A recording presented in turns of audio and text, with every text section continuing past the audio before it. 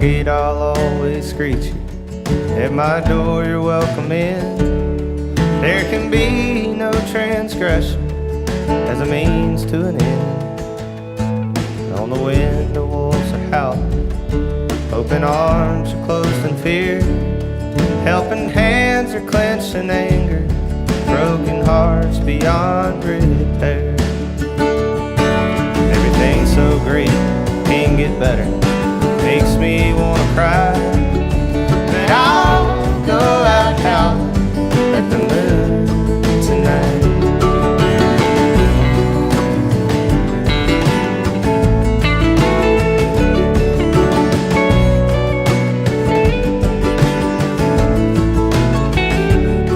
There she stands, so tall and mighty, with her keen and watchful eye, in the heart of a mother, holding out her guiding light.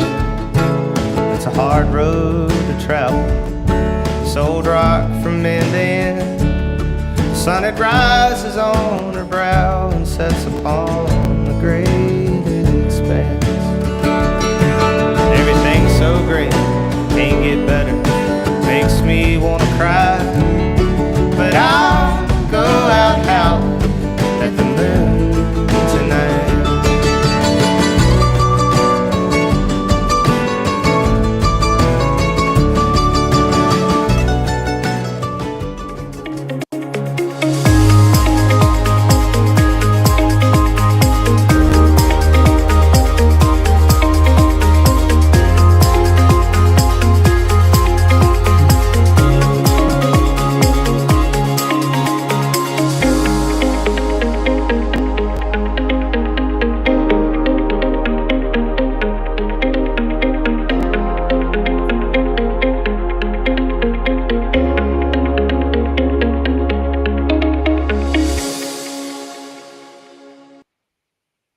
Good evening, ladies and gentlemen, boys and girls, party people in the place to be. What is happening, everybody, tonight?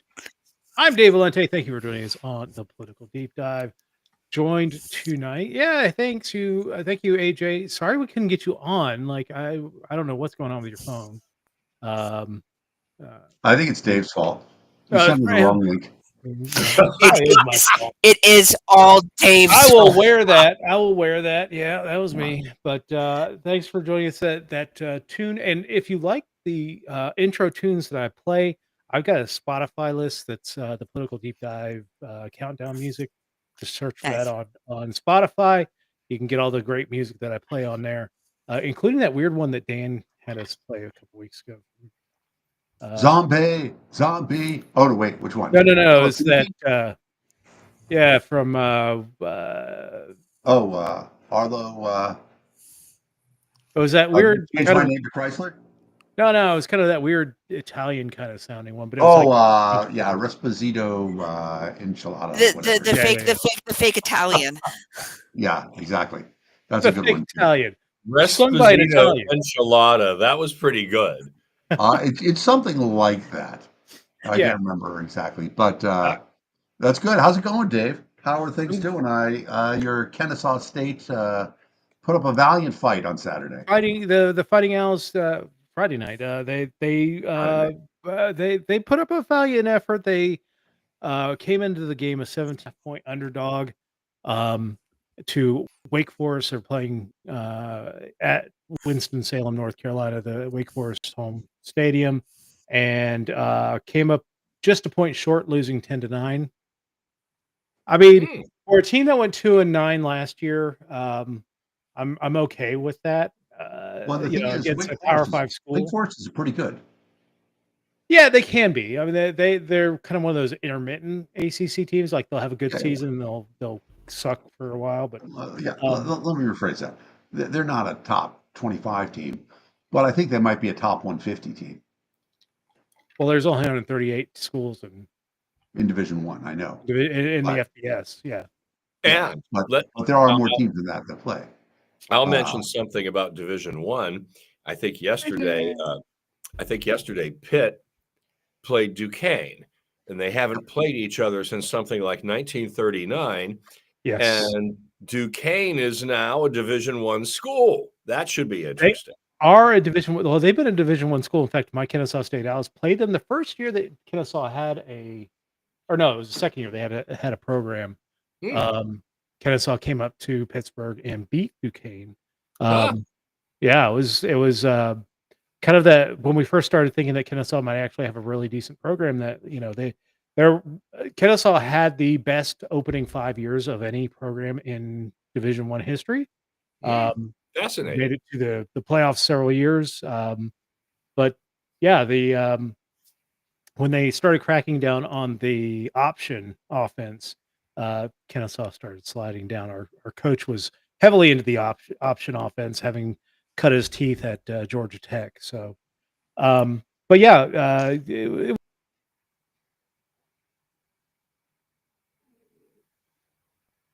not in the best conference in FBS, which is the conference of all the brand new college football programs. This year, Missouri State and Delaware move up from FBS to FCS, or so I'm sorry, from Mhm.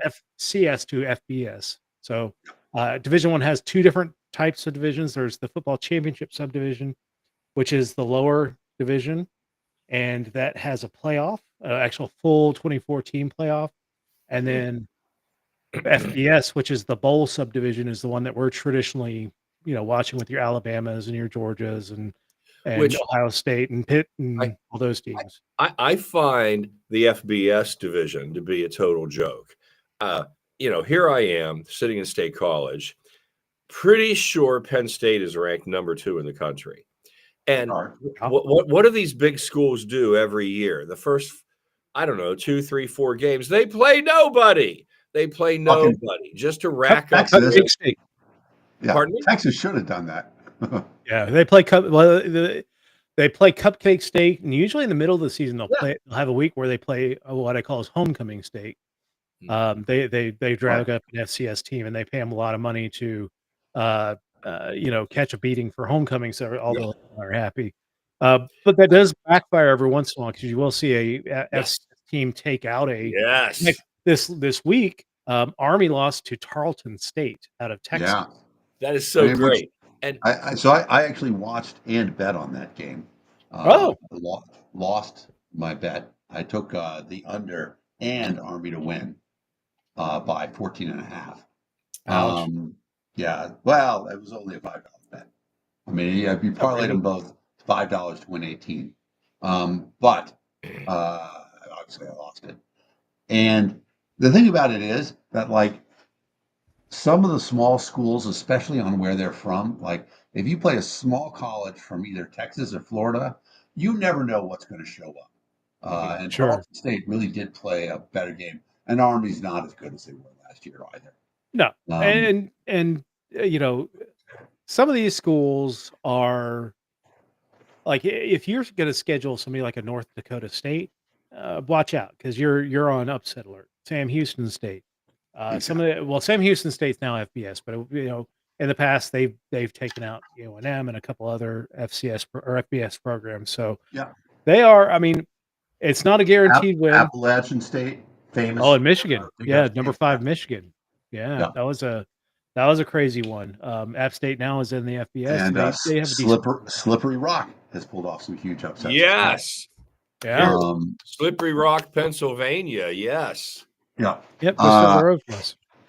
yeah. I didn't look to see how I'm doing in the Oh man, I looked. political deep dive pick'em. Yeah. I should check Guess who's that out. leading the pick'em? Who?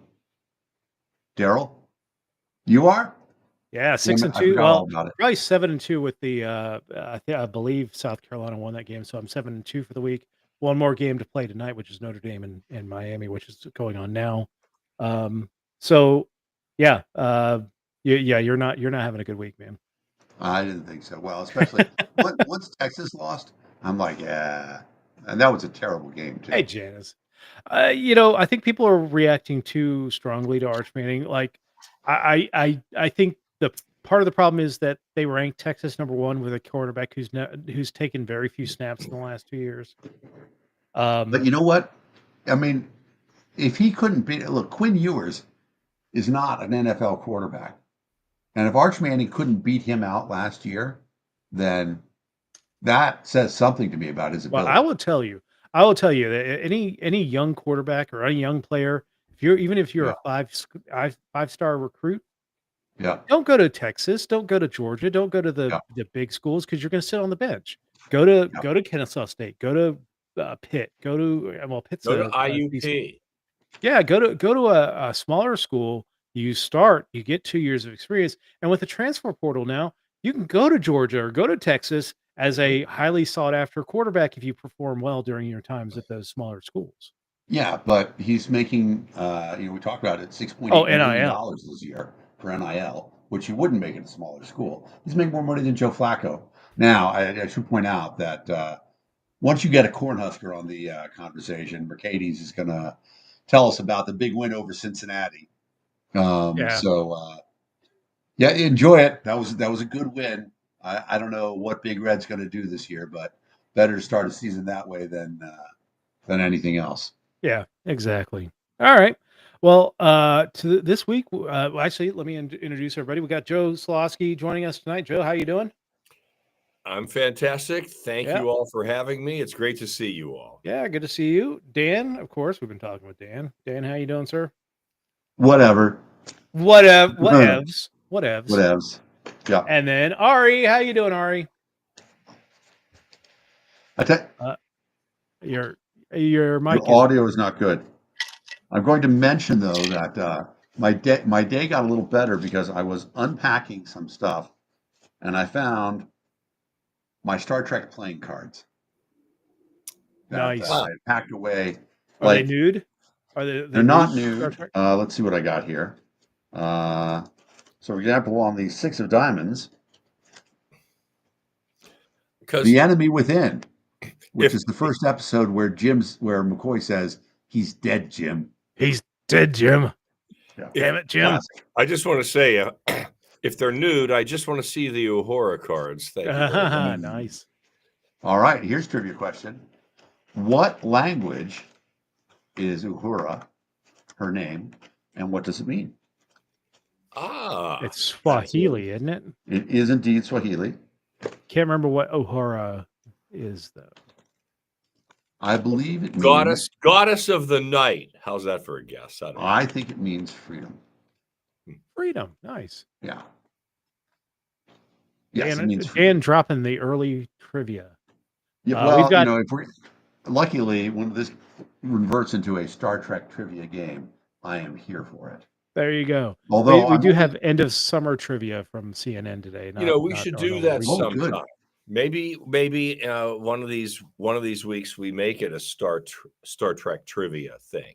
Well, a general trivia, like just bring it because there's a lot of whole hour and a half of trivia. Oh heck yeah! There are like trivia questions, and we could give away prizes. Yeah, sure. I was thinking Dan's kidney. Dan's kidney. You know what I was thinking about? Again, so I was cleaning the office, and I discovered that I have a bunch of these still. No. How about that? Would like to win a Dan Fishman for state auditor pin. I think many people would. You go. I need one of those. It's a fair question. That log, I was too lazy to my electric chainsaw had come out cut up the battery finished, and I was too lazy to go back with another chainsaw. So I decided to hump it out, as we would say, and that's like probably kink shaming. Yeah, that at my age, that's probably my limit. I think that was probably about 200 pounds, and that is good God, man, for fireman carry. Anything more than that, I was thinking about it at the time, and I'm like, this probably isn't the smartest thing I've done. I mean, that's like hernia fine compression, stuff like that. Well, but firemen do it all the time. So yeah, but they train on doing that all the time. They train on doing that all the time. Yeah. So it was. I mean, it's interesting. A big log like that, you've got it like this, standing up, and that part's easy because you can just stand it up and lift on itself. And then you put your shoulder into it, and you just find the middle, and then it's not that much of a lift because you actually lower your legs and it rolls onto your shoulder, and then you stand up. So it wasn't that bad. And I don't want to say anybody, but I think most people who have been athletic in their life can probably deadlift 200 pounds, just because that's what you're carrying around on your legs most of the time anyway. So, I am. one of my last thing before I distract us, if you ever want to like marvel at the body, stand on one leg and then elevate yourself up onto your toes and realize that your calf muscle can lift your entire friggin' body off the ground. It's ridiculous. Now We are. that you said it, you realize we're all going to be trying this after Now I'm this going to fall show. over. Yeah, you do it. And Ari, I don't know what's going on with your mic, Ari, but we're not hearing anything here. We're not. It's not that we're ignoring you, Ari. Yeah. We can't hear you. And Dan, I'd just like to say that if you, I would love to have one of those Dan Fishman. If you would like to trade one of those out for a Joe Solosky for governor bumper sticker, I'm deal. game. There we Deal. go. We'll make that one happen. Free trade. Free trade. Free trade. All All right. Speaking of free trade. Yeah. what are we Hold gonna on a talk second. about today, Hold on. Dave? We're talking about this. Yeah. We're Nice. talking about Intel. Intel inside. Oh, All right, boy. I'm gonna put on my patriotic glasses. Here we go. Very nice. He's locked All right, and so loaded. last week we got word that the federal government is taking a 10% stake in Intel Corporation. So way this is broken down, so that we have all the information. I don't know if it's actually been realized yet, but the government now is going to own 9.9 to 10% of equity stake in Intel by converting previously awarded federal funds into shares. So 5.7 billion out of the CHIPS Act, the Chips and Science Act, and approximately 3.2 billion from the Department of Defense's Secure Enclave program, which will essentially amounts to 8.9 to 11.1 billion dollars worth of conversion of funds into shares into Intel. These are it's a passive stock, so they're not getting a board seat technically. We can debate that, whether they will have any actual say in what goes on in the boardroom of Intel, or whether they already have a say in what's going on in the boardroom of Intel, but they don't have any governance rights and no special access to insider information. Sure, Jan. Right. Yeah, I think that if you think about just all of the major problems that have that, first let's talk about the fact that the CHIPS Act was meant to incentivize, incent means to make angry, incentivize American companies to bring chip manufacturing back home. Right now, almost every computer chip worth mentioning is made outside of the United States. And so this was supposed to be money that was an award for bringing these things back home. But now it's not an award anymore because Intel is giving up some of their stock, some of their company to doing this. And it's not happening in a vacuum because 2 months ago, 3 months ago, Trump criticized the CEO of Intel publicly. Well, not publicly, but on Truth Social, which, I saw that right. I saw that Trump's tweet had like 4,000 likes on it. So that's not a lot for social media. So Trump criticized him, said the CEO of Intel should be fired, all sorts of stuff, and then suddenly they make a deal to make Trump happy, and then he says, "Brilliant CEO of Intel, one of the great CEOs in the United States," and there's a lot of that stuff happening, right? All around the world in politics and business, etc. Trump threatens somebody, and they submit. They cave. Yeah, they cave. Yeah, they cave. They taco. Yeah, they taco because it's not worth the hassle. Because if the government wants to make give your company a hard time, they really can, and especially for a company that relies so much on government contracts. Oh yeah. It is a huge deal. So it's interesting. Intel is based in Santa Clara, Silicon Valley. I believe they started in either Oregon or Washington and then moved down there afterwards. I'm not 100% sure, but they are the biggest chip manufacturer. They are the biggest computer chip company around in terms of design, but you don't make things like that anymore in the United States. It's just not practical to make computer chips in the United States. No. Trump Yeah. wants I to mean, bring those jobs back. Go ahead. yeah. There's again, it's the whole Trump wanting to bring manufacturing jobs, computer chips, auto manufacturing back to the United States. But we spent so long trying to we've spent so much money on talking about the idea that Biden created all this inflation, and the way that the Federal Reserve does, it creates inflation. And by bringing all these things back to the United States, you're just turbocharging inflation when it comes to because it costs way more to produce a chip in the United States than it does to do it in Taiwan or Vietnam or in one of these other countries where they produce chips. There's just no reason for us to do some of these things, because the you know even if you slap a tariff on a lot of this stuff, it's still cheaper than manufacturing in the United States. Absolutely. Well, you got Um, a bunch of people in power right now that know nothing about economics. We got to ride this out till we can be rid of them. And I think, looking at it from the Intel perspective, I think submitting now, because they know, the one thing that we know is that the administration does have a finite amount of time remaining. Now, Trump could manufacture a crisis, and I wouldn't put it past him to manufacture a crisis. You can be lucky to have Trump. No, we are not lucky to have Trump. Trump is a moron. Um, uh, but there is a finite amount of time, and I think companies are making the decision to ride it out.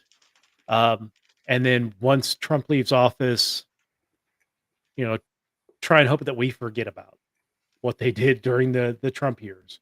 I think a lot of people are making that decision, is we can cooperate for now, knowing that Trump will be gone by 2029 at the latest. Although there's been rumors this whole weekend about weekend at Sure. Trump's, but I think we are.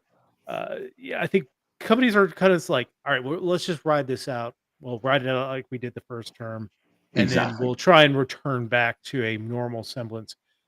But Yeah. the one thing that we know about about corporations and the government is that once it grabs a power like this, it doesn't matter who's in power, Democrat, Republican, they're not going to give this kind of power up. Yeah. Well, They're going and to want to use it for themselves. this is classic, uh, classic assemblage of state power, because it begins with one company and then it goes to others. So there's already talk about defense contractors, the Defense Department taking a stake in defense contractors. So Raytheon, Boeing, uh, McDonnell Douglas, trying to think of the other one, Blackwater Stone, whatever the hell they are. Yeah. Whatever they became. Yeah. Yeah, and that is classic Germany, 1936. Yeah. Okay, in 1936, after the National Socialist Party comes to power, one of the first things they do is nationalize the armaments industry so that they can start cranking up their armaments. And it's very convenient because when the government controls the company, right, they can put a lot of people to work. They can award it a lot of government contracts. So everybody thinks, oh, this looks great. Look, we're getting full employment because the government is, doing bullshit things with the money and hiring a lot of people and putting them to work. And here we are in this same situation where the government is now. I don't think that I don't know.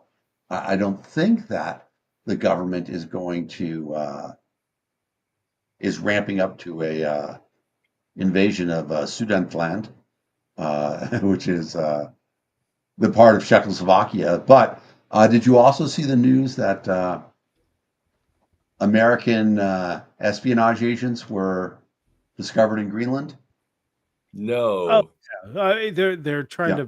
to essentially buy land and Yeah. sow dissent and all the fun stuff that we learned from Operation Ajax. Yeah. Yeah, this world is a Right. mess. It is a mess. And the Intel thing is, it seems innocuous. It seems like it's tip of the iceberg. But the reality of it is that computers are so critical to everybody's life right now. And the world is becoming more and more computerized. And when you have an independent computer company, at least they're not working hand in hand with the government. But as an example of what happens when a computer company does work hand in hand in the government, if you buy a hard drive that was made in China, there's a very good chance that it has spyware installed in a system in the cache on the hard drive. Spyware that comes from the Chinese government, because the disk is made in China, they control it.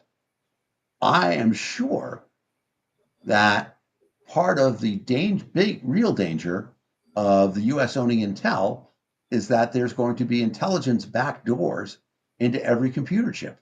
So now the encryption is an example of how great encryption is. Let me recommend this to everybody right now. If you haven't seen the Citizen 4 movie Oh yeah, with the Edward story of Snowden. Edward Snowden, Yeah. one of the things that happened is, so spoiler alert, Snowden lives in Russia now. But in the very beginning, Edward Snowden wants to communicate with Glenn Greenwald. Snowden is working at the NSA, but he starts emailing him anonymously in the beginning and says, look, I've got this great story for you, but you have to be able to install PGP, which stands for Pretty Good Protection. It's an encryption system that you can put on your email. And then your email is digitally signed, and it'll plug into Gmail, plugs into almost any mail service you want to use. And then nobody can read your email except for you and the person that you send it to. Snowden tries to get Greenwald to install it. Greenwald can't do it. He is just, technically, that is not his thing. However, there's a film producer, Laura Poitras, who had made the Abu Ghraib documentary, and Snowden knows that the NSA and the CIA are trying to read her email, but they can't because she's using PGP. So he knows that from the other side. Like, he sees the report, very frustrating, unable to break her PGP encryption, blah, blah, blah, blah. And this is just free, open source encryption that's available to anybody. So he ends up contacting her. When the government controls Intel, Intel is going to be obligated to make deals with the government, saying, sure, we can give you backdoors for breaking encryptions. We can, when our chip is asked to do this thing, do that thing instead, because the government asked us to do it. And, there are scenarios in which the government has had forced company to do certain things. Like, who was the company who was forced to make ventilators for a while? I can't remember, but Oh yeah. Trump ordered. Was it GM? During COVID, the Yeah. government No, I issued. remember it was the Defense Production Act that they used Yeah, to they used the justify Defense using Production it. Act Yeah. to order GM and other, I think, car manufacturers to create ventilators for the hospitals. As it turned out, that was a huge mistake, and we didn't need the Yeah. ventilators. No. But whatever, that sort of thing, the government can do that, and when they have an ownership in the company, it becomes even crazier. So if you're a person who uses a computer or a computer affects your life in any manner, we're going to have a problem with the government controlling Intel. Yeah. So I Yeah, mean, go ahead. here are some reasons why it's a bad idea to have a government involved in a corporation, especially as we as a country have hit out at places like China for having state ownership of companies like Huawei, who make cell phones, Yep. TikTok, um, you know the sheer hypocrisy of us going after these companies and preventing them from accessing markets because they have Chinese government stake in them. We've now put Intel under this. So Intel is a global corporation. It is not, yeah, it's based in the United States, but it's a global corporation. It Right. provides chips to many companies and many governments. And Yeah. as a foreign government, do you really want to start using Intel stuff now, knowing that the United States has a stake in it? Yeah. I think that the real problem there is exactly that. That by making Intel seem more dangerous, and again, going back to Citizen 4, and Vertun's talking about Germany. Famously, the government bugged Angela Merkel's phone. Right? Yes. They were listening to everything she said. She was the chancellor of Germany. Why would a company want to, or a country want to buy technology that is potentially infused with American spyware? Oh Same yeah. reason that they shouldn't buy stuff that's infused with Chinese spyware, right? The argument that Trump is making why TikTok is too dangerous for American citizens to have is the same argument that you can use against why the government shouldn't be invested in And Intel. Intel. And what's Yeah. crazy is the people who should be leading this charge are the Trump supporters, right? The Yes. people who fear the big deep state. And if you fear the big deep state, you don't want your government to be involved. And yet, what's happened? Are any of the Trump people complaining about this? Actually, No. They I have never to say, would. I've seen more pushback from Trump supporters On around this than I Epstein. thought I would. Huh? Well, I've seen more Trump supporter pushback on Epstein than I have on this. And On I Epstein think it too. goes to the whole idea that Trump supporters and the two big parties are willing to really just step on the stated principles of their party. It doesn't really matter that the Democrats go and fight a bunch of wars because it's a Democrat leading it. And for the Republicans, it doesn't matter that we're into huge state socialism as long as Donald Trump is leading it. Like Right. we are the big parties have just, we don't care what our leaders do because they're doing it in the name of our party and we want them to look good. Right. Kudos to people who are, if you're stepping out of line on your party because they are uh, you know, because they're going against your stated principles, yeah, kudos to you. But Yeah. we're not seeing enough of it. Well, We talked about go ahead, Dave. well, we talked about I talked about this week that I think Trump's big wet dream is the idea that somebody's going to take a shot or throw a Molotov cocktail or do something against a National Guardsman somewhere, one of the cities that he throws them into. And the moment that happens, that Trump has the pretext to declare martial law. And one of my, some of my friends have pushed back and said, I think at that point, you'll see people off ramp from the Trump and push back. There have been so many things that Donald Trump has done in the, either one of his terms that have not Yeah. been a deal breaker that I don't think him declaring martial law will be a deal breaker for Well, those I mean, folks. it's interesting though because I mean, the president can't really declare martial law, right? I mean, it's not constitutional by any stretch of the imagination. He's not going to do anything constitutional. No, he does it Let's just now. ignore that Well, idea. but so then what happens is I think that we might see an interesting situation where I mean, I wonder what's going to happen in Illinois because I do think Chicago is where it's happening. Oh yeah. And so, what's going to happen when Pritzker demands control of the Illinois National Guard? And Trump says, I'm going to federalize the National Guard and take over it. Now, we know that technically he's supposed to have that power. However, it's supposed to be an emergency situation. Yeah. And so the question becomes, I mean, there's actually a huge case coming before the court, right? And the Supreme Court just announced their docket. And there's a bunch of, crazy stuff on it. But the big one isn't one that's on the docket. It's the tariff appeal, okay? Because the tariffs were declared illegal by a federal court. It's going to go to the Supreme Court. And in this scenario, what's going to happen? I don't know. But I think that the Supreme Court is going to say, because the Trump people who the people think are Trump people aren't really Trump people. They're strict constitutionalists. Now, that means they're not Democrats, but the Constitution is crystal clear as to whether or not the president has the power to enact tariffs. And the answer is only in the time of an emergency. Yeah. There's no declared emergency.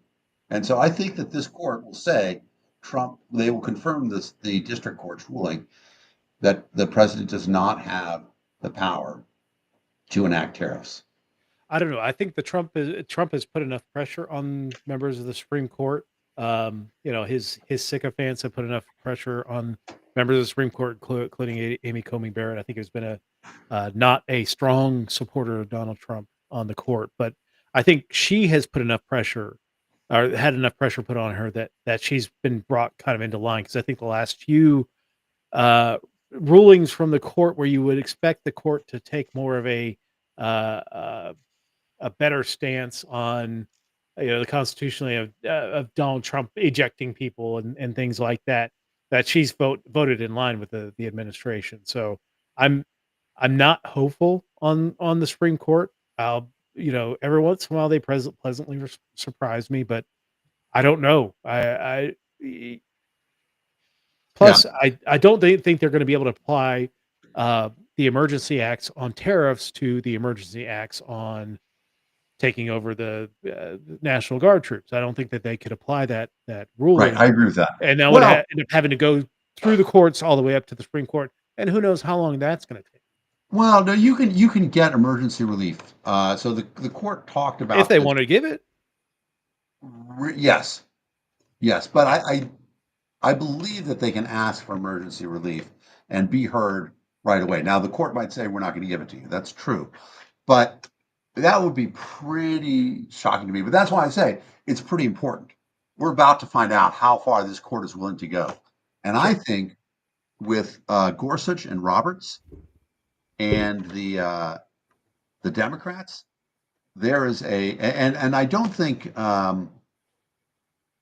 the other man that Trump appointed, I can't think of his name right now, Reinhardt.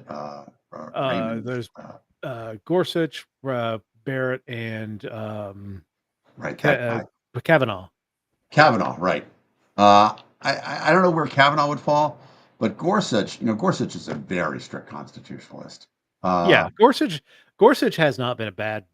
He's had some sketchy votes, but he's going to be a constitutionalist. And the fact of the matter is that there's a lot of shit that Democrats did that is being reversed now that clearly was also unconstitutional. Okay? Oh yeah. They enhanced the power of the government, and the problem is, and what libertarians have always complained about, and what our friend Vertoon doesn't seem to get, is that a powerful government is the enemy of the people.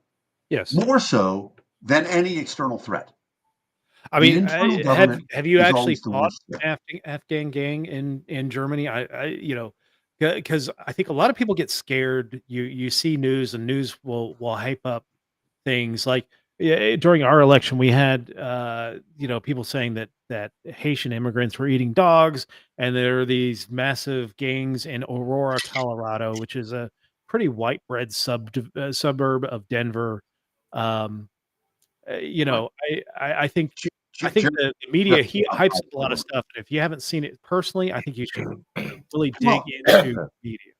The other thing I'll say is that, it is clear that Europe has immigration problems because, and, part of it has to do with, how many million refugees from Syria and other things that happened along the way.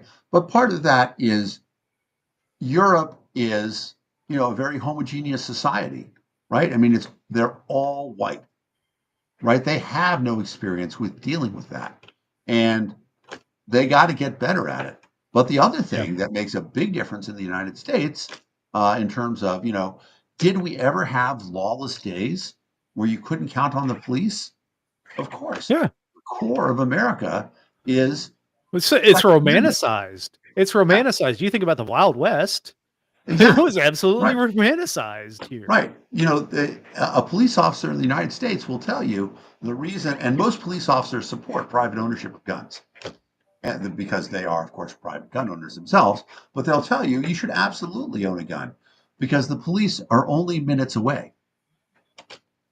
And so that's the thing. And I think that, if you were to see, I think Sweden is having the most difficulty with immigration in Europe right now. But I think that you'll see that Europe in general is up to the challenge. The answer is not, the radical right that not going to the keeps AFD. trying to rise. In not reality, what running to the happens- arms of the AFD or Marine Le Pen's party in France or Exactly. the Generally UKIP what in happens- England. Yeah. Generally, what happens is that, right, Europe, in general, birth rates are down.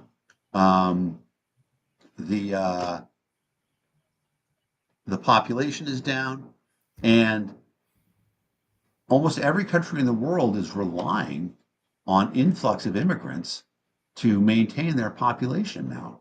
The fact of the matter is that as people get more educated, they start to realize, unless they have a fanatical reason to do something else, they start to realize there's only a finite amount of resources. We can provide a better life for our children if we don't have as many.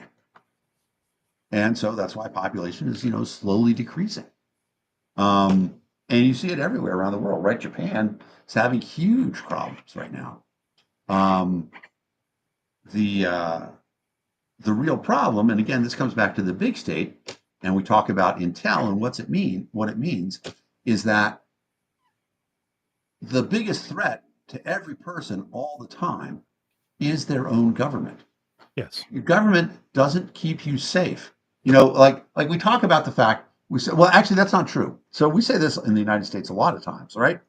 If you want a place where you have guaranteed safety, where you have guaranteed medical care, where you have guaranteed room and board, we have that in the United States. And it's called prison. And if you want to go live in prison, you get room and board. You get your health care. You get security. You get 3 square But you miles a day. lose And your let's face liberty. it, nobody in this world incarcerates more people than the United States of America. Yeah. Come on over. Unnecessarily, too. Yeah. Right. And it's But- not the job of the American government to make sure that its companies are under control. That's the job of the Chinese government. The Chinese government makes sure that its companies are under control. That's not for us. And security is your own responsibility. It's not your country's responsibility. It's your responsibility. So yeah, you can't. Although Germany may be a different. It's still the same thing because I know that private gun ownership is very difficult to do in Germany. I've been on a hunting trip in Germany, and it was a big deal. Yeah. We had to go through a lot to be able to, for the people who brought their own guns, they had to go through quite a bit. It was, like anything, it's about money, right? If you're willing to pay a couple $1,000s, Germany will let you bring your own guns for a hunting trip. However, How many beers did you have? So Here's my question, Dan. Yeah. Dan, if it was so difficult, and I'm sure it was, why did you Yeah. bother when you could have gone so many other places and had a much easier time of it? Australia. Have you had the beer? I Nothing. happened to be there. So Okay. that was the thing. And in this Okay. case, yeah, I was traveling with a person for who money was no issue. Okay. And here's another secret I'll let you in on. The very wealthy don't use passports. They fly private into an airport somewhere, and they just get off and they walk into the country. Yes, they do. And they Yeah. don't check in or anything like that. And I know that because my friend who had arranged everything was the PA for this person. PA means personal assistant for people who don't know. Interesting. And she got to the airport. They were flying out of a little international airport in New Jersey. This person is a big business person in New York. And she got there and she's like, oh my God, I forgot my passport. She's like, he's like, you don't need your passport. They get on the plane. They fly directly to Munich because it was in Bavaria.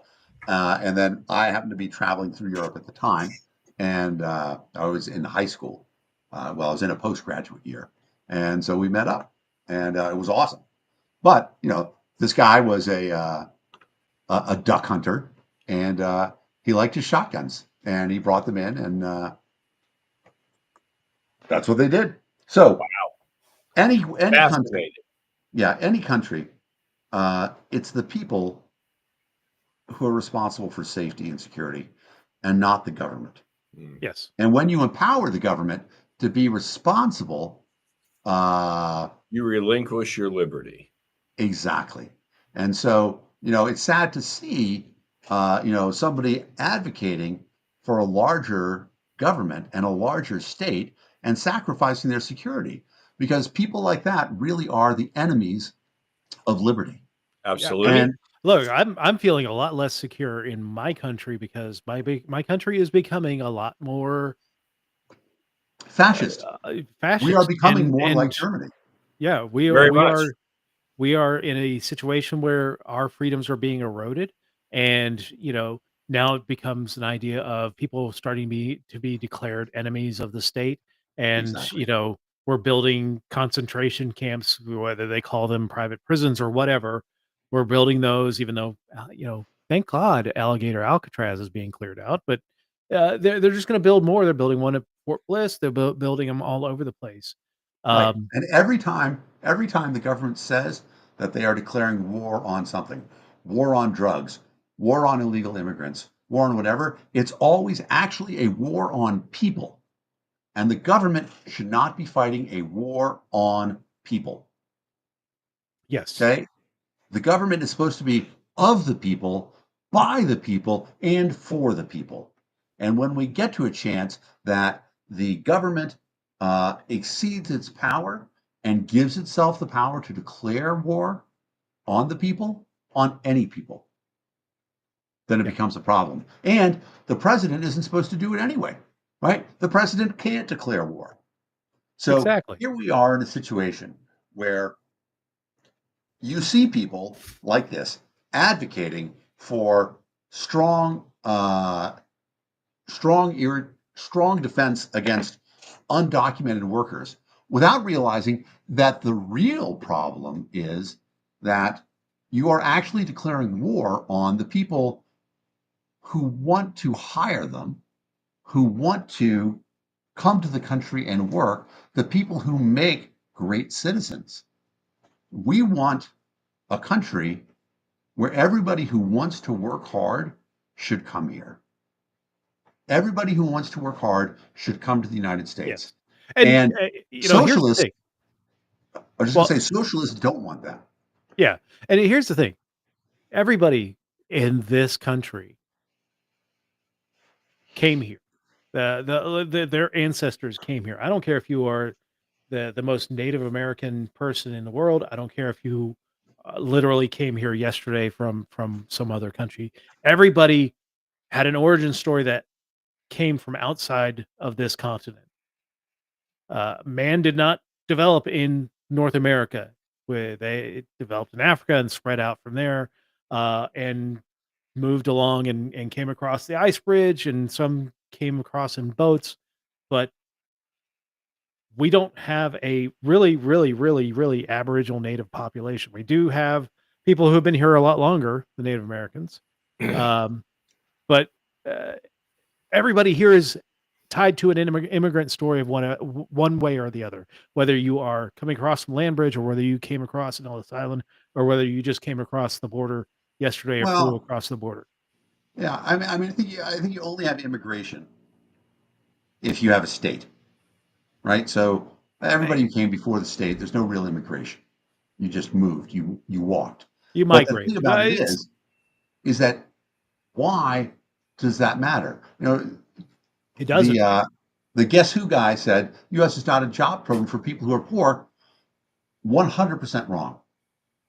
The U.S. is an association of people who have liberty in their lives.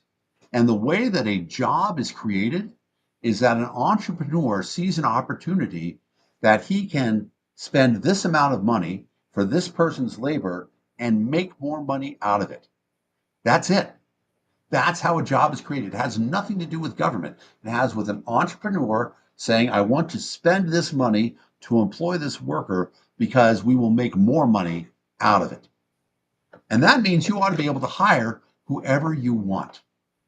Okay. And if And if that you, person lives in Mexico, if that yeah, person lives in Canada, and they live in India, and they're going to come into the United States, that is better for the United States. yeah, Okay. and It is better for the United States that an educated or hardworking person comes in and takes a job. And if that job doesn't go to an American citizen, that's fine. That is exactly what we're talking about. The United States is not supposed to be a jobs program. We're not supposed to guarantee jobs, right? Everybody complains about unions and how unions have a monopoly. A union is just as bad, whether it's a union of states or a private union. When the union of states says you can't hire this person because they're from Mexico, or you can't hire this person because they're from India, that's just pure socialism. And whatever yeah, it is, the United States is the last best hope in the world against socialism. And well, now we have a I mean, socialist it's elected racing president. racing right towards the socialist daddies. So, Exactly. Right. I We have mean, a socialist elected president, and the real socialists, right? And the real socialists guise themselves like so. Trump just wanted to legalize flag burning, and there's the Molly Ivins quote about this that I'd rather have somebody who burns the flag and wraps themselves in the Constitution than burns the Constitution and wraps themselves in the flag. yeah, absolutely. That's where we want to be. The real socialists are the ones who are interested in saying make flag burning illegal. All right, That's the problem. I mean, let the peanut gallery continue their thing. But let's talk more about Intel and what Okay. here there are six, I would say, hazards that come with government ownership in a corporation. One, market distortion. You have a company that's being owned by the federal government. You are uh, you're putting pressure on the rest of the market to either fall in line with what's going on. Um, it blurs the line between regulation and competitor. Right. Um, what about the other chip makers? AMD, Nvidia, Qualcomm, all these other chip makers, It are tells they yeah. expected to? But yes, you're exactly right. Um, the there's a lot of history of this too. So in the 70s, the Labour Party nationalized a lot of British industry. Okay, essentially took it over. Uh, British Aerospace, they created British Air. British Leyland, which produces Land Rover, Jaguar, Austin, and Morris. They took that over, and they were terrible at all of it. Yeah, And what actually happened? It ended up being much worse for the country because who now owns Land Rover, right? The Ford, right? premier, huh? Isn't it Ford owns Land Rover? It's now owned by a company called Tata in India. India, former colony, owns Land Rover. The student has become the master. Yeah. Exactly right. And so here you are. You're right that at one point in time, Ford did own it. But what Yeah. happened is that when the government took it over, then it got out of control. Yeah. And they It's a, fucked it up because government can't even run the post office. well, So that guy should be banned for language. If you could boot him out for your Twitch stream. Everybody else, I don't mind. But the rest of the stuff, I'll let you figure it out. Let's see. The issue with Intel, and we talked about the fact that it means that all of your computer chips are going to have government spyware in them. Yeah. But it also reduces reduces the competition. Competition reduces innovation. Like there's no reason to innovate. There's the moral hazard that, the company's going to see itself as too big to fail, or that the United States has a stake in it. So they don't take as many risks as they would if they were a corporation trying to fend off natural competitors. So there's the moral hazard aspect of it. The geopolitical signaling, again, I talked about how we're going after companies like TikTok and Huawei, but we're doing the same thing with Intel and a number of other corporations. The whole slippery slope argument about, it's Intel today. What if it's Boeing tomorrow? What if it's Tesla? What if it's another, we just start demanding stakes of other companies? It's a great example, too, of how unsafe it becomes. Because if the government starts to take shares in defense contractors, that's terrible for our armed forces. Because now you don't have the competition making the best thing that you can, right? One of the things that's been really critical in the success of the American armed forces is that we always have the best of everything. But we have the best of everything because people compete for the government contracts to make either, look at the F-35, right? Dominatingly the best plane in the world. Yes. Or, we talk a little bit about guns or other things. U.S. technology on the battlefield is unrivaled. And it's unrivaled because we have intense rivalry between different competitors to fulfill a contract for the government. When that goes away, you start to get Russian-based tanks. And a great example of that is like you see the tanks that are being built in Russia. The best tanks that Russia can make are getting their asses kicked by Bradley APCs. Drones is a fascinating thing. But just in direct battle with Bradley APCs, okay? For those people who don't know, APC is an armored personnel carrier. It's essentially It's not an armored. It's not a tank, but it's It's an armored armored bus, but it has a big gun on it. Not a gun strong enough to blow up a tank, but yes, drones are the future of warfare. But warfare always changes. It is a battle between armor and warhead. And in fact, you see the Russians being very effective in the last month with tanks with big cages built around them with chain link fences. Because if a drone explodes 3 feet away from a tank, it doesn't do shit. Yeah. And so you see and that guy should also be banned.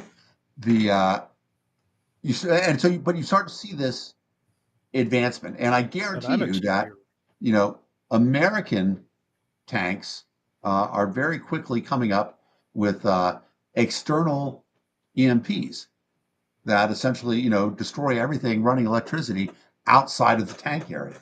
So, they're going to start taking drones out. EMPs are a dangerous thing that could really fuck everyone's life up if you get it in the wrong place. But the problem is, of course, that all of that stuff is going to be run by AI, which is based on Intel chips, and the government owns them. So instead of getting the best AI chips that we could get, we're getting these shitty future chips because only one company is getting those contracts. Yeah, absolutely.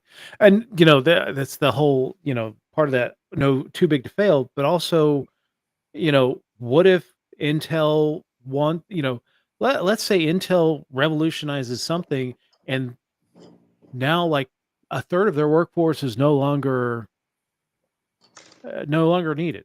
Like they've done something to build in efficiency in there. Now they've got government saying, "Oh no, you can't fire a third of your workforce, your domestic workforce, because that'll look bad in our jobs report, or Yeah. that's a bad look." So now they have corporate governance issues about, can they run their company as they see fit? Now, again, people are going to say the United States government doesn't have a voting share, but when the United States government owns a 10% of your company, I don't care if they actually have a official board position, they're going to have a say on what you do. Well, and the government's going to say, who do Well, we give the contract to? Yeah, yeah, absolutely. and even Even if if it's they don't have shares.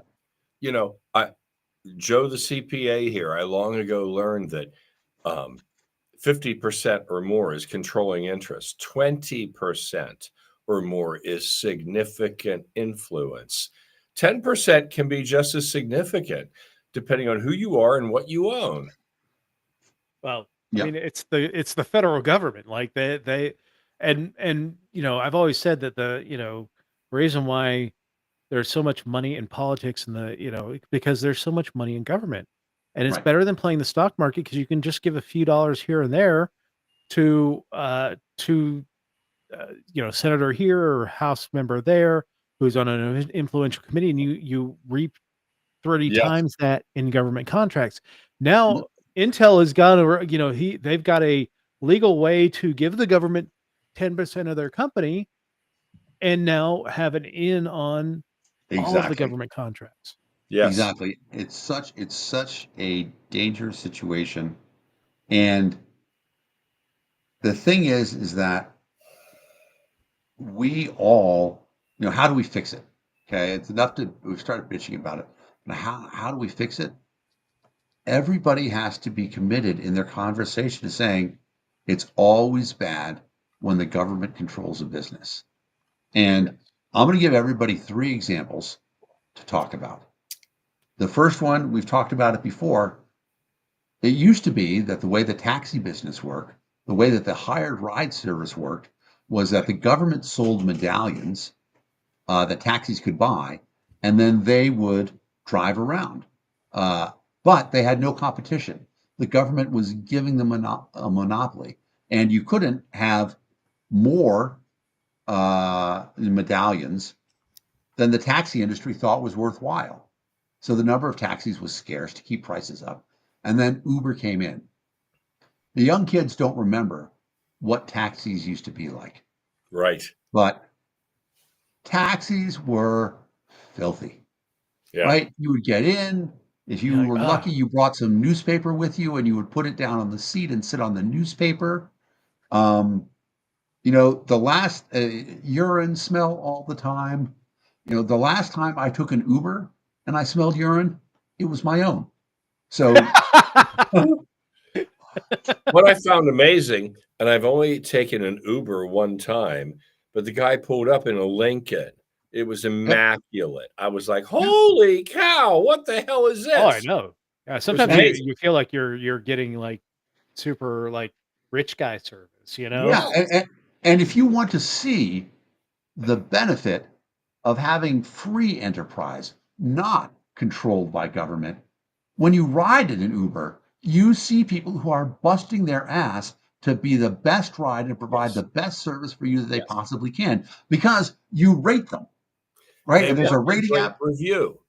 Yeah, exactly. And so, invariably, it's the last time I went to see Jeremy, my Uber driver, was also a Sherpa, like genetically a Sherpa from Nepal.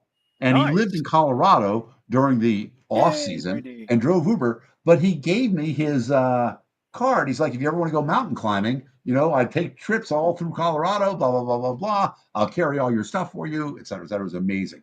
So example 1 of government fucking everything up.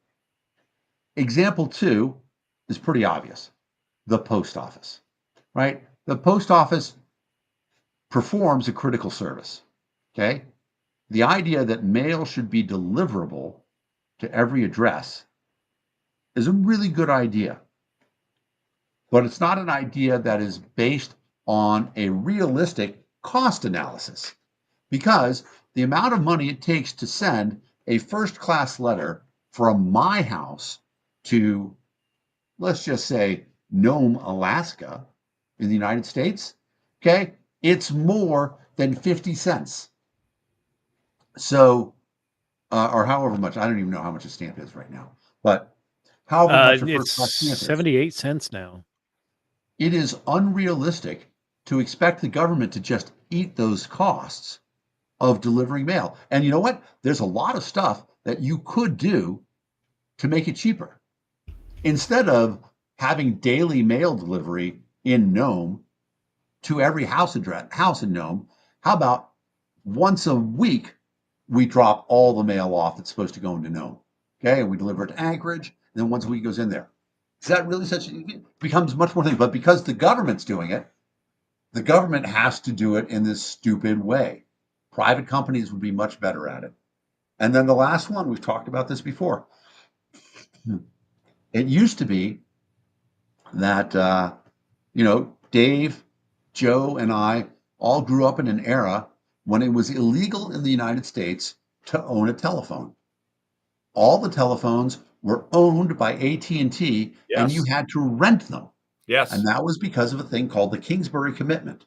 And in fact, the AT&T used to work really hard to try to catch people who had extra phones in their house. Okay, if two people were talking at the same time, they'd catch you on the line.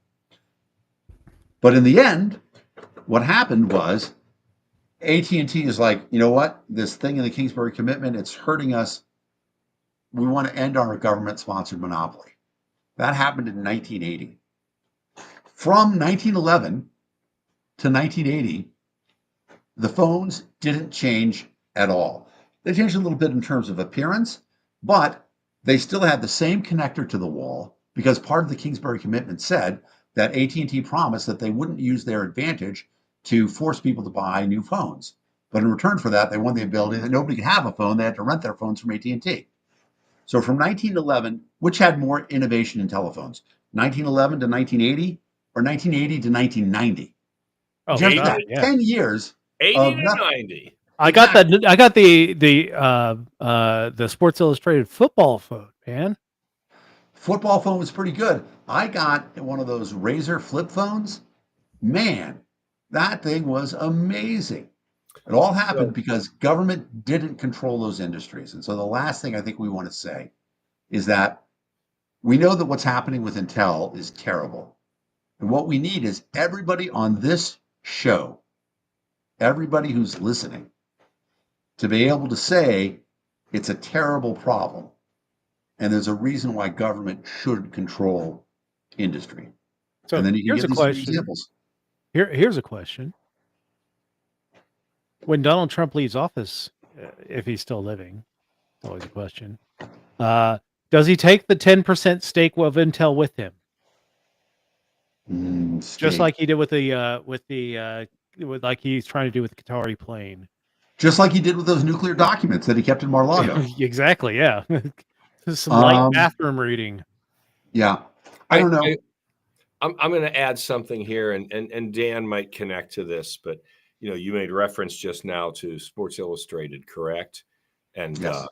I'll just refer back to the infamous issue that led its cover saying, "Zowie, it's Maui." You might know what I'm talking about. This is a Sports Illustrated swimsuit edition. Yes, 1977, my dear friend. Zowie, it's Maui. Yeah, it's interesting because we were talking about what was the context we were talking about this in? What the British press refers to as lads magazines, Maxim, stuff like that, and how those are, as much as at one point in time they're because it seems like what's happening is that Maxim readers have taken over the United States culturally. Okay. You see a lot of talk, right? Pete Hegseth has talked about repealing the 19th Amendment. There's a lot of talk about women not working anymore and staying home, Trad wives. Yeah. trad wives, stuff like that. And it's first of all, again, let me just recognize my privilege here. And when I say it's a scary time, I say that as a cis white male, Yeah. who, well, when I lose the beard, I don't look that Jewish. With the beard, it's a little more difficult. But in general, I don't experience overt discrimination against me, which is different from the experience of every woman every day. Yeah. Where, that I just rewatched the Barbie movie, which I can't recommend enough. But America Ferrara's little speech about how it's impossible to be a woman in this world, where they have expectations that you're supposed to be pretty but not too pretty. You're supposed to be, funny but not too funny. You're supposed to be thin, and all this other shit. And you're not supposed to contradict men, and it's ridiculous. And the idea that there are people who are advocating for going back to that is insane. Yeah. And it points to the problem that there are also some women who are advocating for that thing as well. Oh yeah. And Which the is, nature. I mean, I've seen I've heard women over the last 3-4 years, and I think, how in the world is any woman in this world supporting this moron? And yet they do. Well, and I'll in tell the you, I last had a teacher. We're all old enough to remember ERA, the Equal Rights Amendment, which did not pass in the United States. And my reading teacher in 6th grade, Mrs. Jones, talked to us about why she didn't want ERA to pass. And she said, because I want men to think that they have to take care of me. I want them to open doors for me. I want them to think that didn't make we're going to that have children. illegal. She had an Exactly. appreciation for gentlemen. But yeah, I mean, but exactly. It's not even that we've heard it over the last 3 or 4 years. I've heard it over the last 3 or 4 days where people are saying, "Oh well, Travis Kelce and Taylor Swift. Taylor Swift have gotten engaged, and Taylor now needs to become a trad wife." And I'm like, what in her career has ever led you to believe that she's going to become Miss Homemaker? And have you listened to the New Heights podcast that she was on? I did not. It is amazing. I heard first it of all, really, I think a lot of people are have this, she is this impossible goddess to, that is on high. And I think from what I hear, the podcast really humanized her and it did very much so. The other thing about it is that I strongly believe that even if something's not your thing, if it's that huge culturally, you owe it to yourself to be aware of what's going on. So she said a bunch of interesting things in there. Some of them were amazing. Like she talked about how little football she knew. And so when she first started talking to Travis, she's like, it must have been amazing in the Super Bowl to line up across the field and be on the field at the same time as your brother. And he's like, well, my brother plays offense and I play offense. So we're not on the field at the same time. And she's like, I don't understand. So that's how little football she understood. Cool. But then, she talked about it, and she talked about, being educated into it and stuff like that. And they get into more stuff. One of the things that she says is that, this was very interesting to me too. She's like, it was apparent to me that Travis knew my music, because the thing is, if you listen to my music, if you listen to my songs, you know exactly how to be the man who will get me to marry you, because it's all written down there on the albums. Yeah. And I thought that was awesome. I thought it was a great statement, and I'm very excited. I don't know how I'm going to get into the wedding, but I'm going to figure it out.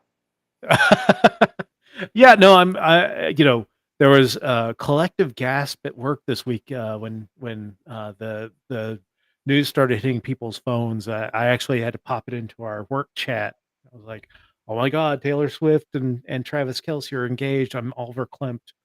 Yep. But yeah, I mean, I actually had to teach some of the younger people on my team what verklempt meant.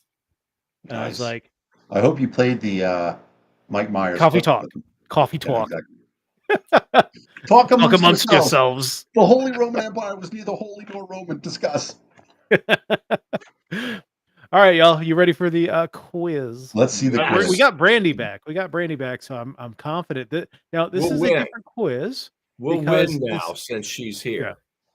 Yeah, we've Okay. got. It is not a traditional end of week quiz. It is the Well, end it's of Labor Day summer weekend, we should point out. quiz. Are you guys doing anything for the Labor Day weekend? We got Monday left. Well, I'm off this week, so All right. there's supposedly a stamp show in Baltimore that I might go check out on Friday. So Comic Con is in my- Baltimore right now, too. Dave, when you were in State College, did you head to Bellefonte to the? Yeah, that was the National Philatelic Association. Yeah, I went there. Yes, their offices are right here. Yeah, Do you yeah, collect stamps, Dave? that's why I went up there. Cool. Dave, do you collect by the stamps? way, I'd just like to say, audience, when Dave was here in town checking out the Philatelic Society, did he call me to go to dinner? I sent you no, he didn't. No. I sent you an instant message, and yeah, there's a stamp album right there. So Wait, open up a random page for us. these are Honduran stamps. Nice. Cool. Yeah. I tell you what, Dave, if I could find my stamp album, I would give it to you. When I was a kid, my dad used to get letters from all around the world requesting free prints of his publications. And so I had all the stamps. Like Dan, I have some stamps I could send to you. I have the original Hannes Wagner. Don't send them. Make them come get them, Joe. I have the Hannes Wagner rookie stamp that is What? somewhat that's valuable. That's a baseball card. You made the baseball card, the tobacco card? I'm kidding. I Guys, wish. I'm yanking your chain, guys. Honus Wagner. Yep. Now, the reason why that Honus Wagner card was so valuable is that it was, as kids, we used to get the baseball cards and they were in the wax paper with the little nasty piece of gum with it. Yeah. The original cards were that set of cards was actually part of a tobacco company, and he was very much against tobacco. And he caused that set to be recalled, or his card to be pulled out of it. So that's why that card was so valuable. The next time any of you go to Boston, the museum that you haven't been to, and it's one of my favorite museums in the world, is the Isabella Stewart Gardner Museum. It's famous because 7 paintings were stolen from it, probably in an inside job. And Miss Gardner, when she left the museum to her trust, she dictated that the way that she had set up the pictures can never be changed. So now they just have 7 empty spots with a note, this picture stolen in 1990, whatever. Pretty awesome.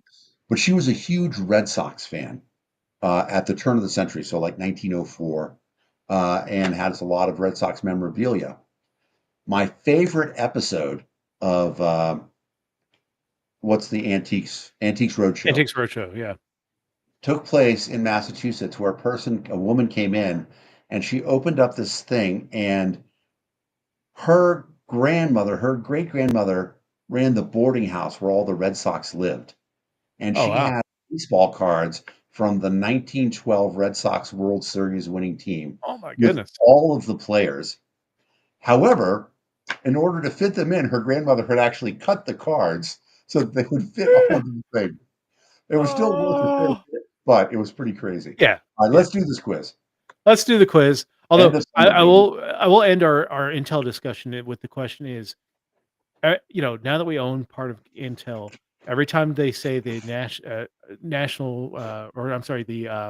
Central Intelligence Agency, do they have to play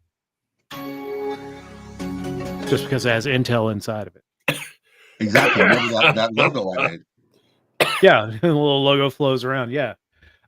So summer quiz. This is not our normal weekly quiz. So this is all about the end of summer or stuff that happens during summer. So we got a roller coaster. We've got a hot dog. Nothing says summer quite like a hot dog. Absolutely. And lemonade, that cool, refreshing drink. Lemonade.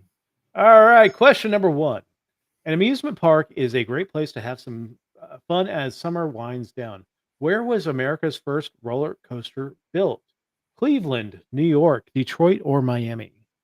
I think it's Cleveland. I think it's Cleveland, but if I had to guess, might think about Coney Island. I'm guessing Cleveland also. All right, let's go Cleveland. Oh, wait. Let's see if Jeremy knows. And Brandy. Randy right. says Coney Island. Yeah. So Jeremy's first college is Case Western in Cleveland. So it'd be interesting to see if he has a thought on this. Case Western. But, yeah. All right. Didn't Jeremy get back says Cleveland. Jeremy says Cleveland. I'm sticking with Cleveland. All right, Sorry, I think we should go Cleveland Brandy. as well. Does Cleveland rock? No. Oh, it was Coney Island. Damn it. Yeah. Brandy was Usually right. it gives you the check mark and tells you which one it was. Okay, so yeah, Coney Island, Brooklyn, New York. Brandy, we went against Brandy and we lost. Yeah. We have learned a lesson. Don't bet against Brandy. Yeah. Question number 2.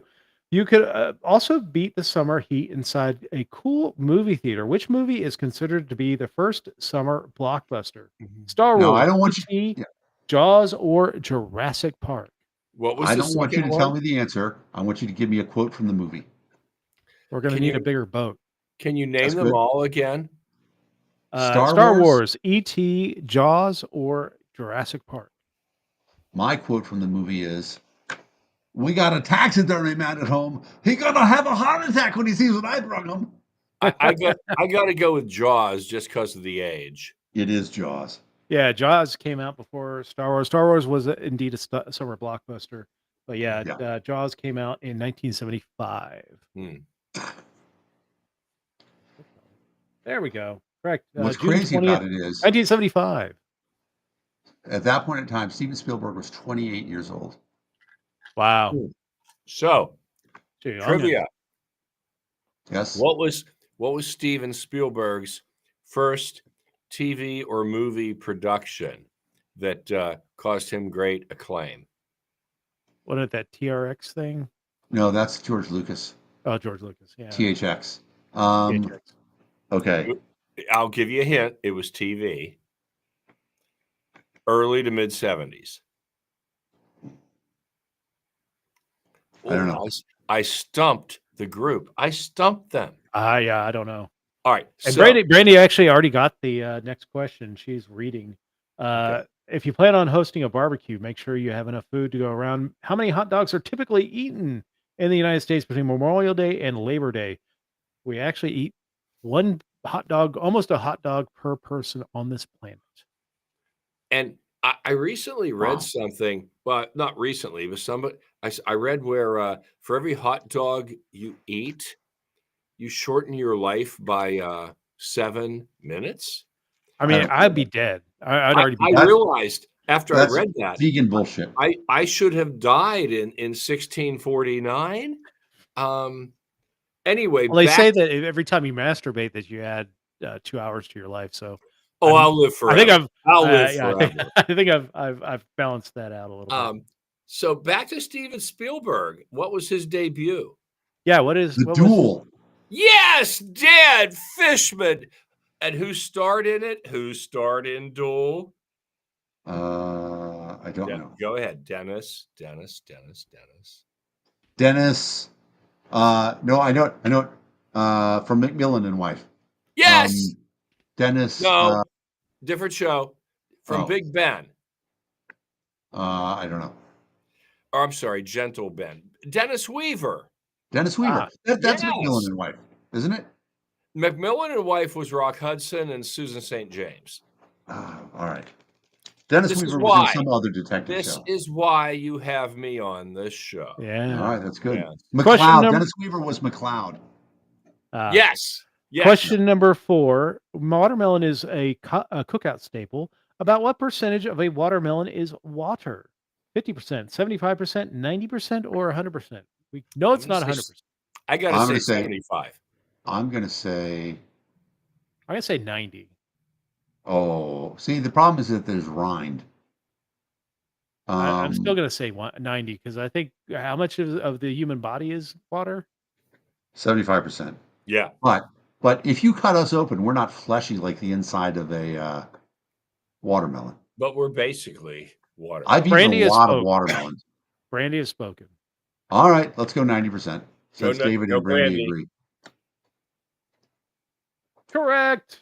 Nice Average job. watermelon is about 92% water. Does Brandy Um, ever let us down? I don't think so. We let There Brandy was a down. day. Yes. All right. Question number 5. Labor Day weekend is a great time to hit the beach. Which state is known as the Ocean State? Which I think is kind of ironic, but I know this. California, Florida, Maine, or Rhode Island? I know this one too. I'm going to say Rhode Island. Rhode are Island is correct, sir. correct. Which is, What are I the mean, other it's strange because states? What are the other states known as? Well, what were they California again? is the Bear Flag Republic or the No, California is the Golden State. Golden Yes. State. Florida is Sunshine State. Yes. the humidity state. Yes. Maine is the Black Bear Maine State. is a vacation land. I think it's the Lobster State. Vacation land. Lobster Maine is State. vacation land. Yes. Florida is America's penis. Florida is America's penis. Mhm. Yes. And No a big one Rida. at that. It is One. Rhode Island. The Ocean State is the official nickname of Rhode Island. While it is the smallest state in the United States, Rhode Island boasts some 400 miles of shoreline. Most of it is rocks. Like I've been to Rhode Island once, and like every beach we went to was just nothing but rocks. Like drag your beaches, people. If you're a hip kid in New England, at some point in time, you go to a party on Block Island, and that is pretty damn cool. It's a big island. A lady I work with just went to a wedding on Block Island. It's a cool place to party. Yeah. That beach is All not right. Rhode Island. That doesn't look like Rhode Island at all. No. No. Question number 6. Speaking of states, we are in the heart of state fair season. Which fair is the largest in the United States? Ooh. Iowa State Fair, Minnesota State Fair, State Fair of Texas, or the Wisconsin State Fair? Wow. I have to tell a joke. Uh-oh. So a businessman is traveling, and he flies into Dallas. He checks into the hotel, and the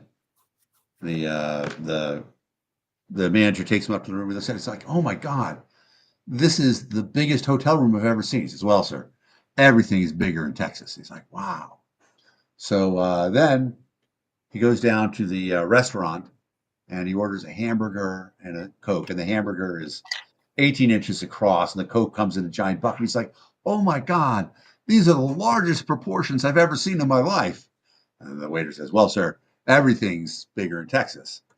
And so then he, is drinking this bucket full of soda, and after a while, fills his bladder up, and he says to the waiter, he's like, "Which way is the men's room?" The waiter says, "Go down the hall, right, left, right." Guy goes down the hall. He goes left, right, left. He ends up in the pool room, and he trips and he falls in. He's like, "Don't flush! Don't flush!"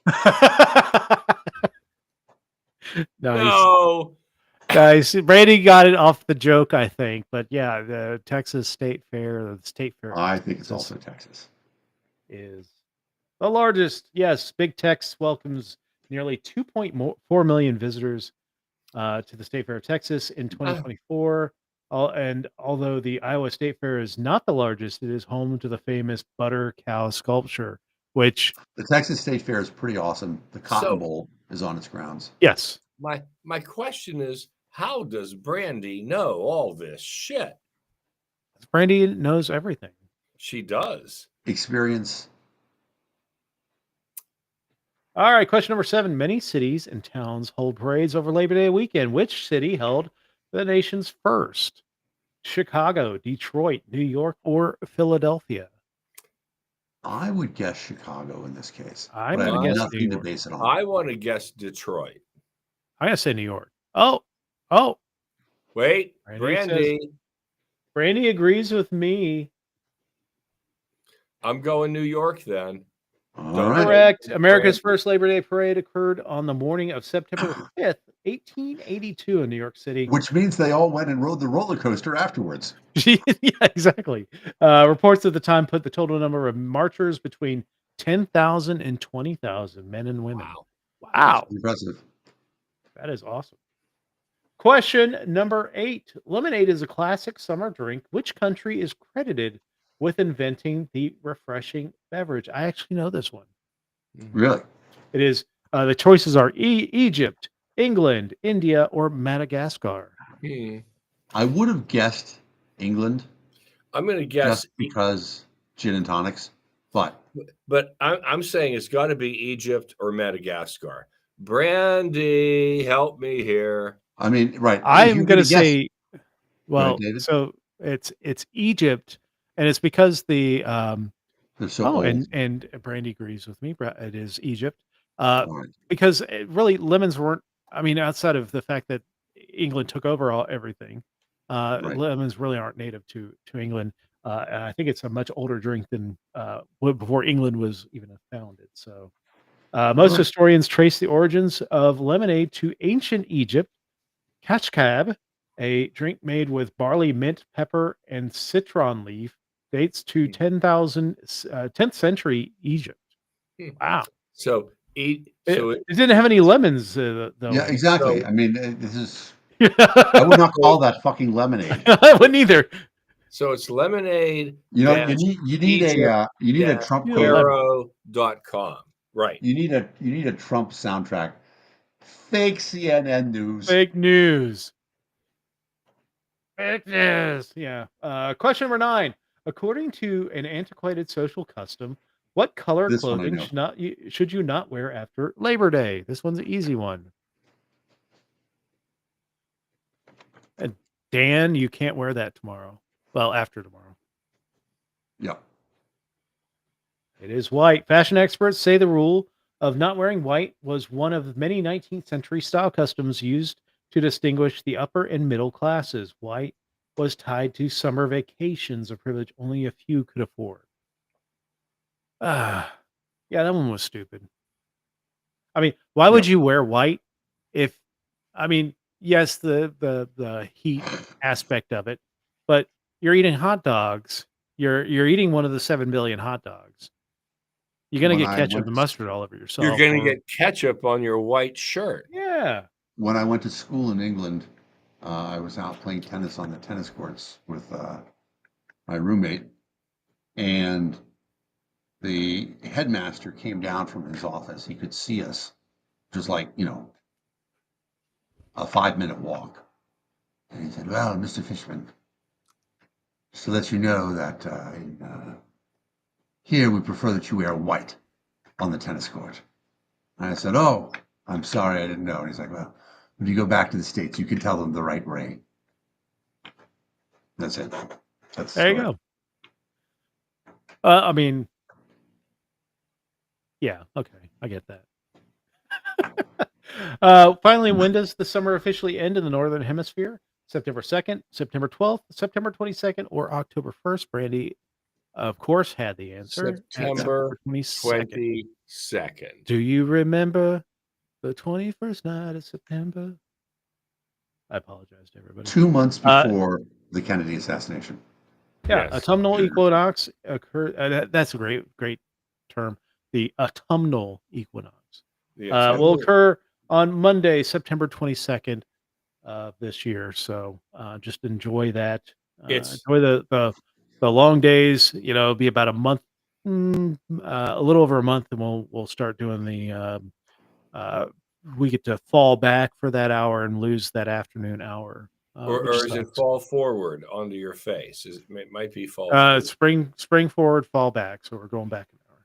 It's just a sad. I have a feeling, though, that this will be the last one. Trump's going to get some easy points by issuing an executive order to remove daily savings. No, I was thinking we were just going to have nuclear war and then all time wouldn't matter. So no nuclear war until the end of his term, when he doesn't care anymore. Yeah, well, we don't know when is the end of his term. It sounded like it was happening this weekend with all the The health news. Where's Donald? Yeah, like The, you know. Yeah, the, I the, think that stuff is just hype, but I the don't know. Well, lunatic. he's not looking healthy. No, he's not. And the lunatic does have the nuclear codes. That's scary. Yeah. So, I mean, he may go out in a blaze of glory. I don't know. Hmm.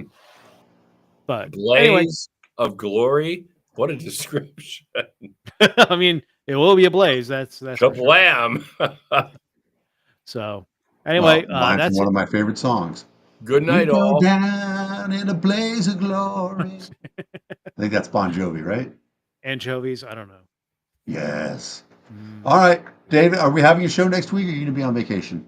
I'm going to be on vacation, so no show next week. We'll, unless there's like, you know, Trump actually kicks the bucket, maybe we'll get together and talk I'll about tell you that. what, But, that works if not, well. I got to work on my lines anyway. Good timing. I know All right. Joe is starring in, what is the name of your play? It's very It is sensuous. called this. The play is called The Sensuous Senator, and it is being held at the Playhouse in McConnellstown, about 5 right. minutes south of Huntingdon, PA. And this gentleman right here happens to have a role, and I'm surrounded by amazingly talented people around me. I'm just trying to come up to their speed. So if Oh, I you're thought you were in my talking neck about of the- us. if you're in my neck of the woods, come and see the show. It is over the last 2 weekends of September. The Sensuous Senator. The sensuous right. senator. Yeah, I'm actually I'm a real slime ball politician, which means I'm an R or a D. Politician being a slime ball? Yeah, it's true. And What?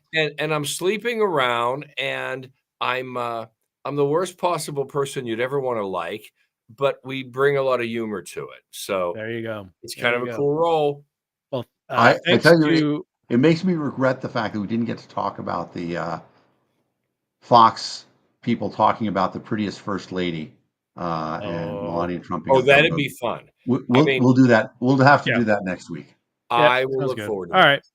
Well, thanks for joining us. Thank you, Carol, Brandy, Jeremy, even the dudes that we're talking about, Right. or whatever that. Right. I think that was Falco. That was the Rocky Cartoon. Amadeus guy. Yeah. And The other thanks, guy that thanks, farted. Falco. Yeah. And but Nina from 99 Luftballons. Luftballons. Yeah.